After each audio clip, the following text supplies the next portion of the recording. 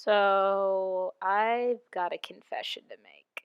I saw the true colors leak. I know. I'm so ashamed. It was before we realized the episode had been leaked and it was just up in my recommended, so I thought, oh, maybe Disney released it. But when I noticed there were no images on Instagram, I knew something was up and stopped writing this review once I learned that it was leaked. I feel so bad that Matt and his team got screwed over like that and that I inadvertently helped said screw over. So I clamped up and waited to rewatch it on the official date when the team would be given proper credit and recognition. And it was great to really see this fandom stick up for Matt and the team. The fact that there was this backhanded leak by the distributing part of Disney really majorly sucks. And being looped up in this mess after the backhandedness of canceling Infinity Train from another company was like getting two double punches to the face. Disney, if all of this was about being worried about your younger audience, well, I had a bunch of 4 and 5-year-olds asking why they couldn't watch season 2, so I think your younger audience can handle it.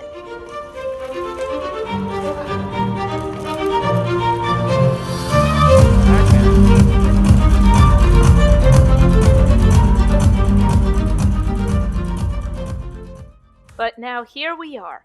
The season 2 finale of Amphibia has finally been released, and there's a lot going on. And at last we can cover the main points of the finale and theories for what we might discover in the next season. As you've probably guessed, major spoilers from here on out. I will be showing segments from the episode and the promo at the end, so if you haven't seen True Colors yet, go and do that. Show the team support, and then come back and, show me support by liking and subscribing. And that sounded so self-centered the moment I tried to put that out of my mouth. I feel like I'm going to hurl from trying that kind of self-promotion. Ugh. The first half of the finale covers all that build-up we were getting throughout the second season. The girls and the planters fly back to Newtopia to give King Andrias the music box to send the girls home. Sasha and Grime then initiate their plan to take over Newtopia, quickly taking down Andrias and the rest of the team.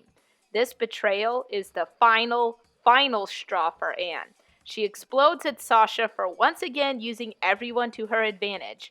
But we also see that Sasha isn't entirely thrilled about her success. The moment Anne says they aren't friends anymore, the clear pain flashes in Sasha's eyes. She's been wondering if her tactics are worth the cost of her relationships. And even though she still follows through with this takeover, we can see that she does care about Anne and is upset that Anne no longer truly trusts her. This leads to Anne, Marcy, the planters, the new general we've seen a few times. Hi, the General and Frobo the robot all working together to stop the rest of the Toad invasion. While they are working to close the city and stop the Toads, Sasha and Grime uncover this very brutal tapestry of King Andrias using the music box to conquer everything around him. Realizing that something is very off about Andrias, Sasha and Grime hurry to stop Anne and Sprig from closing the gate and thus ending the Toad revolution. But at this point, Anne is done listening to Sasha. And at this point, we finally see Sasha realize the severe consequences of her actions. Even when she's trying to warn Anne of a greater danger, the trust has been severed. Sasha has total fear and remorse after Anne's victory. She knows she's taken things too far, that she's pushed Anne too far, and now she's paying the price. I suppose you could call this a redemption arc of sorts. Then again, this whole season, Sasha's been fighting with herself about how she treats others, so we'll see how this follows through in the next season. But now is no time to focus on that because the true rat, or Newt, has been outed. Once the Toads have been stopped, Anne ignores Sasha's final warnings and gives the music box to King Andrias, who then reveals that his ancestors were conquerors of numerous worlds. The music box giving him the power to start up a frog robot army and the ability to travel to other dimensions with the purpose of taking them over. At this point, Anne and Sasha have a little bit of a reconciliation, sort of a silent, things are not okay between us, but we'll work together to stop this maniac. And again, there's no time to truly patch things up, as it's revealed that Marcy was aware and assisted in King Andrias's plan. Sweet, supposedly innocent Marcy, but her actions aren't necessarily in terms of conquering or want to rule things. She was having pure desperation. Her home life was falling apart. She discovered she was going to move away and leave Anne and Sasha. And in that desperation to stay together with her closest friends, she had learned about the power of the music box, suggested that the girls take the music box, knowing that they would end up in a different world, and then she helped Andreas to get the music box back and charge it with the idea that the three girls would be together forever, traversing throughout numerous worlds and having fantastic adventures. Although she was not aware of the whole Andreas wanting to, conquer every world they passed part. But hearing about all of this, of course, totally wrecks Anne. Both of her human friends have betrayed her for different reasons. However, it's important to note, once again, that Marcy's major flaw isn't about having power, but of being alone. She would do anything to not be alone. You could see her freaking out whenever Anne and Sasha would fight because she doesn't want their friendship shattering. And you can see the absolute pain when Andreas laughs about playing her as the fool. So now the whole team is trying to stop King Andreas.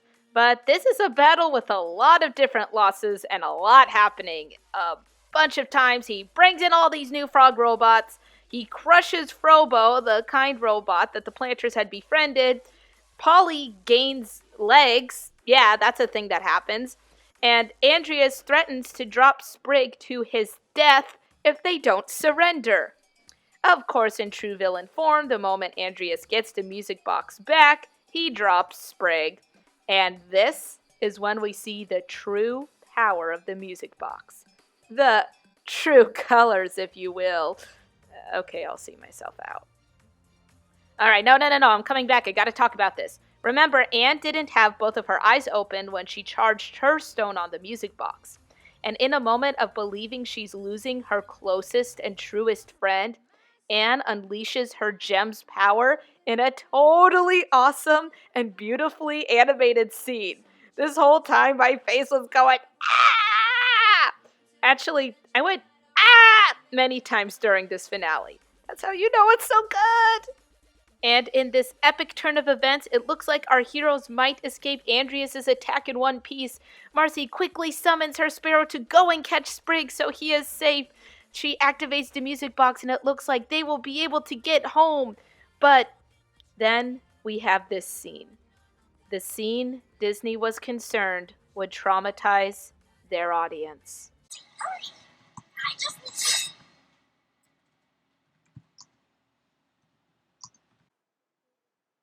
Marcy gets frickin' murdered!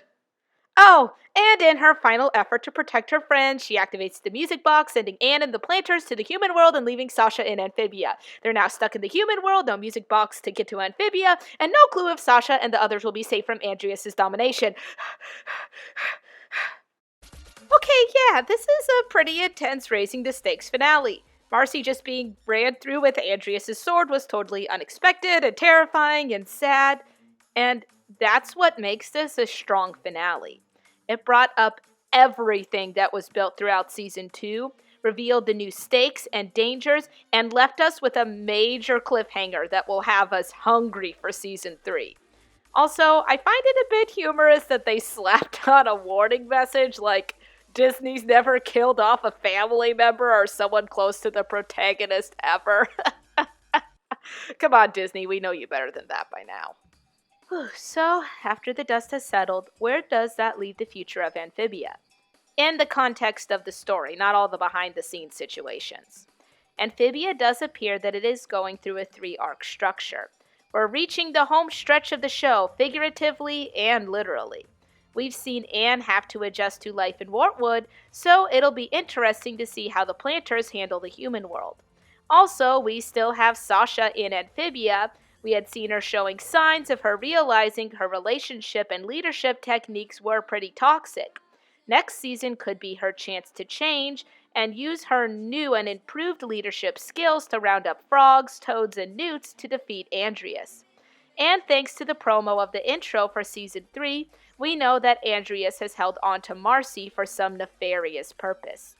Can't quite tell what that purpose is, but we've got the multi-eyed demonic being in the background, so that's going to be a fun time.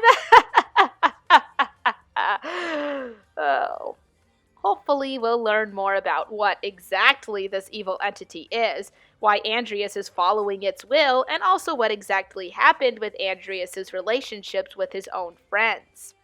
We see that there is a bit of a connection between the relationship of our three girls and Andreas's backstory with his two frog and toad friends. Something tore the three apart and led to the situation we are in now. There is also a lot of speculation that the frog from this threesome partnership is Sprig and Polly's mom. We don't see much of this character, but it does have a similar color scheme to Sprig, which is mighty suspicious. Perhaps Andreas's friends discovered his connection with the multi-eyed demon creature and hid the music box in the human world to try and prevent the conquering of all worlds. If the frog shown is Sprig and Polly's mom, then there's a high chance she might still be in the human world. This is all total theorizing, but the hints are there and it'll be fascinating to see what comes out. Good thing Season 2 of the Owl House is coming up, or else this Amphibia hiatus between seasons would be brutal. It was already brutal enough to get to the finale. Oh, speaking of demon eyes, I'm going to finish this off with some of the fun Gravity Falls Easter eggs in this episode. There'll probably be nothing more than Easter eggs, but I can always dream about a crossover. At the beginning of the episode, Marcy picks up a book labeled Dr. P's Extraordinary Guide to Magic and Mystery. Inside the book, we get a glimpse of a Bill cipher before Marcy turns to the page detailing the Calamity Box. Could the author of the book, Dr. P, imply a certain Pines member with multiple PhDs?